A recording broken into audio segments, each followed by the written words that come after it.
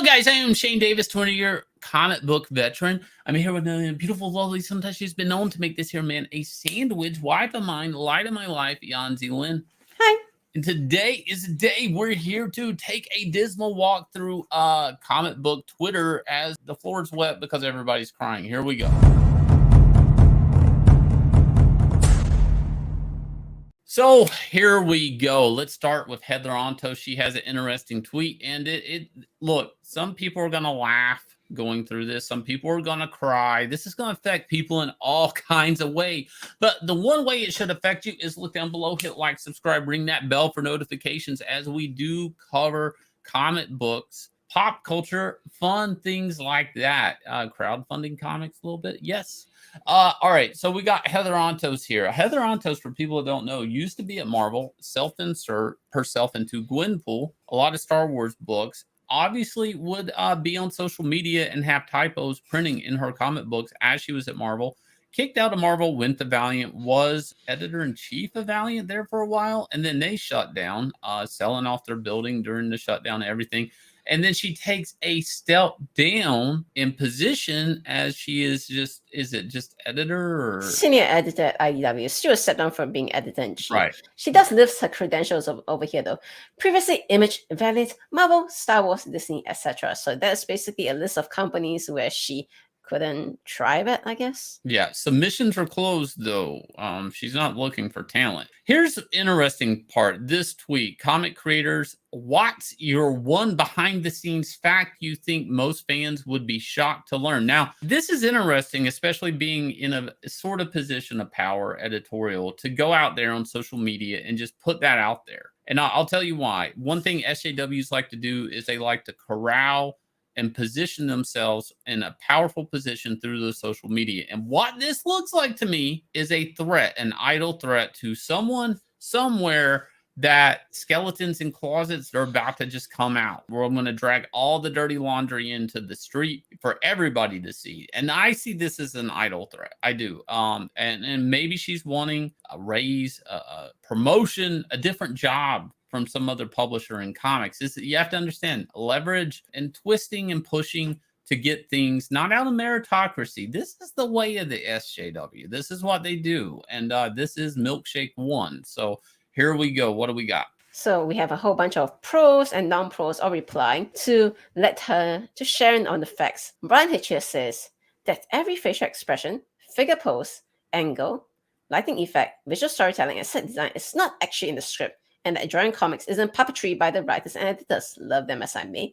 So at this point, we know Brian is very salty because he missed out on the big paychecks for a lot of his designs being used in the MCU movies that basically made $1 billion each movie, but he didn't see a single red cent from those. Well, I mean, I'm sure maybe a few pennies, not a lot. So Brian Hitch, basically what Yanzi's referring to is, if you go read Ultimates, and if you remember the timeline of Ultimates going into the MCU, how much he influenced, there would be no Samuel L. Jackson, Nick Fury. There would not be helicarriers that are like, battleships that have engines on them. The armor, the effects, Hawkeye, Black Widow, those versions of those characters basically came from the Ultimates. The whole shield thing was kind of refurbished and re-angled as more of a more modern type take on Shield. A lot of these things came from Brian Hitch. Honestly, if I was Brian Hitch, I'd feel salty too. I really would. Did they know what they were making when they were doing the Ultimates? Did they know they would be raped and pillaged so much? Probably not. Has he been rewarded for it? Absolutely not. Not enough. Even whatever he got, if he got 1 penny, he deserved 2. He deserved twice as much. Did a lot for pop culture, and nobody actually thinks to give him credit. And where's Jimmy at on this? Jimmy is pretty much in the same shoe, I guess. There's relative loyalty in the business, and companies look at most talent as interchangeable and disposable. So Jimmy Palmiotti and his wife, Amanda Conner, they really revitalized the Harley Quinn brand, didn't they? Yes and no. I kind of actually think Arkham Knights did, and I felt like they kind of grabbed that design from Arkham Knights, the video game, and kind of shoved it into the comic and said, look at what we just did with Harley Quinn. But that doesn't mean he didn't do a lot of good stories that then they kind of formed the character. But I think it was whatever they did had the visual power of that video game behind it. The design was completely different with her pigtails and all of that stuff. And that really came from the video game, not from their comic. Jimmy, again, is a guy who's done a lot in comics and probably been rewarded not enough. This is interesting, though. See, the one thing that's different right this minute is a lot of people, these aren't new complaints. These complaints you could have easily heard 10, 15 years ago at your local bar at a comic convention, as these guys would bitch about this to one another. This is just normal bitch talk at when the editor's not in earshot. What's interesting now is that this is actually just coming out on social media. Now, in the last days of the comic book industry, you go, well, what would that look like? It probably looks a lot like this, actually. A lot of vocal people thinking, like, what's the point of keeping this to myself anymore? Because they're not calling me back anyways. Because I'm shoved out in the cold and they didn't even give me a blanket. They didn't even give me the courtesy to say, hey, champ, you feel like just stay warm in the cold. Just find shelter. They didn't even say that. We also have people like Pete Woods here saying social media noise only represents a very small fraction of readership. This is truth. And I feel like he's actually, this is him saying, why did we let social media fuck comics up? Really? I thought he was basically trying to argue, oh, we should have a lot more diversity in order because that's how the world looks. It's like, no. Have you realized that a lot of people would like Superman because he happens to be Clark Kent Superman and not like a black Superman or whatever Superman he is? They just like him because of what he is and was. See, I read this different. I actually see he's saying the social media noise, and this is a glass half empty, half full, and maybe he's being purposely vague so he doesn't end up on a blacklist. But social media noise only represents a very small fraction of readership. He's kind of, you could argue he's saying we've been chasing social media and we ran off a cliff because, you know, it was a suicide mission to cater to people on social media, chasing hashtags and diversity movements and stuff, and not chasing meritocracy and good stories and good, well-drawn comics, hiring people because of the color of their skin, which is borderline racist. Was there a better artist out there? Was there a better writer to pin this character? You know, I kind of read it that way. I mean, I don't know. This is a very vague statement. I read it the other way though, because Pew is actually a pretty big SJW. So I think he's pretty talking more about all the people who are naysaying, saying, oh, comics are dead, manga are booming. I think he's basically laughing at those people and saying, oh, you know what? Those people are saying that comics is dying, poo-poo them. You know, obviously we're doing very well. I could see that. Very vague statement by Pete Woods. Ralph Inenko saying, once you get in at Marvel, doesn't mean you're always in. You could draw 7 books for them and then get nothing for 7 years. No replies, and then one day land one of their biggest books. Happens a lot. So stay polite and don't burn any bridges. I.e., being a comic artist or comic creator is pretty much a feast or famine situation. You cannot count on them to be able to pay your medical bills and stuff. So and yet this company's want loyalty from you. They want you to give them your best design and everything. True story. I wasn't able to do a job one time because I was doing another job at the same company.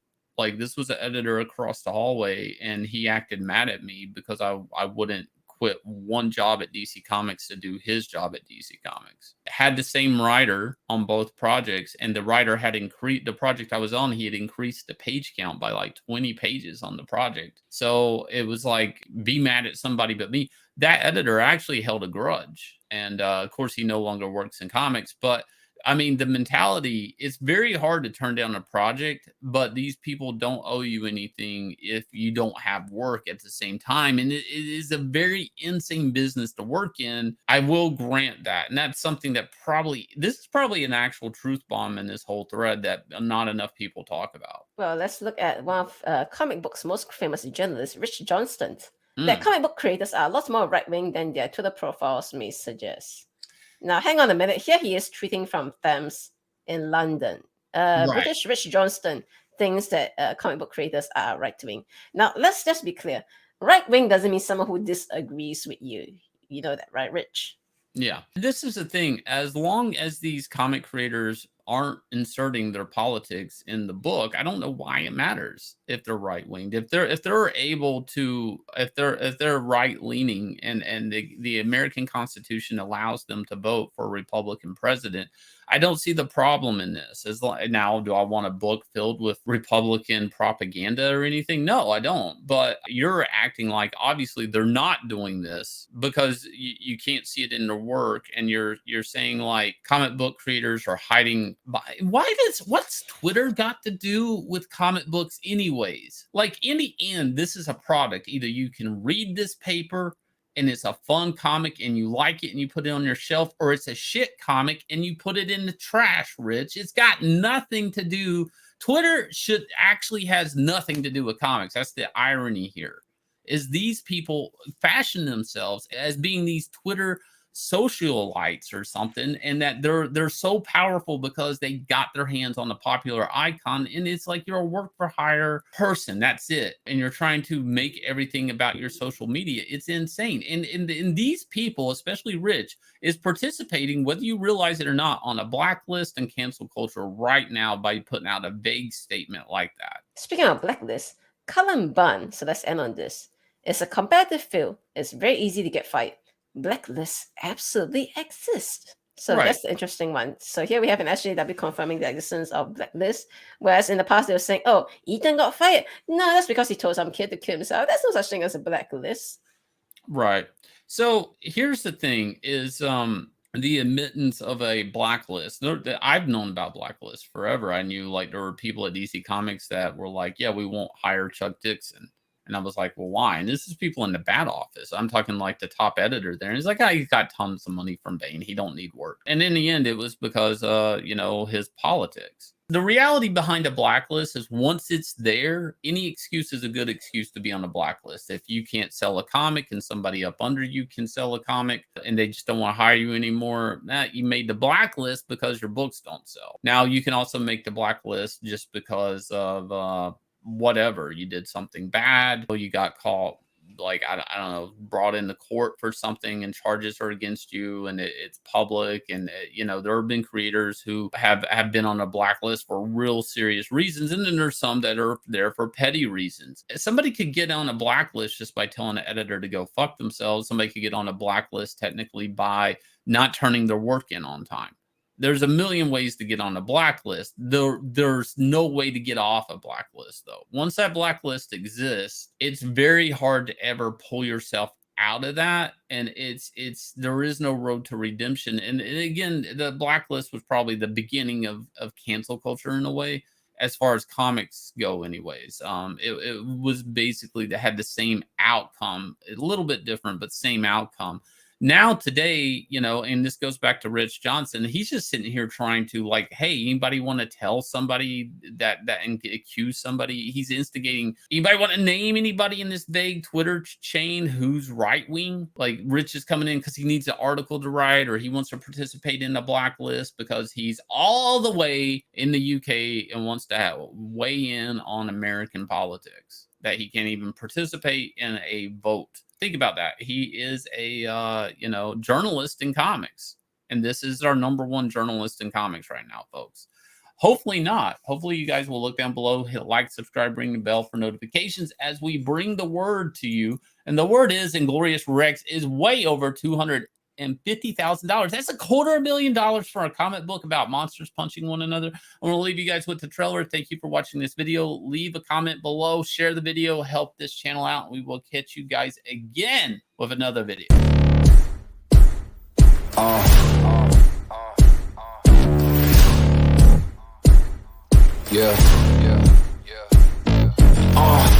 Pardon me and my tone. You can't step to my throne. They ain't working like me. I did this on my own. You asking where we been, huh? I don't know where to begin, huh? All this dirt on my skin. I just came here to win. I'm more than a man, I'm a monster. Somebody call a pastor, doctor. I got a 6 cents for imposters, so now I'm coming for the whole roster. It's not a game, why you playing with me? You could double back, lose track, try and hang with me. It must be in my veins, something you can't tame, cause I break the chains. Can't control me. I got the power.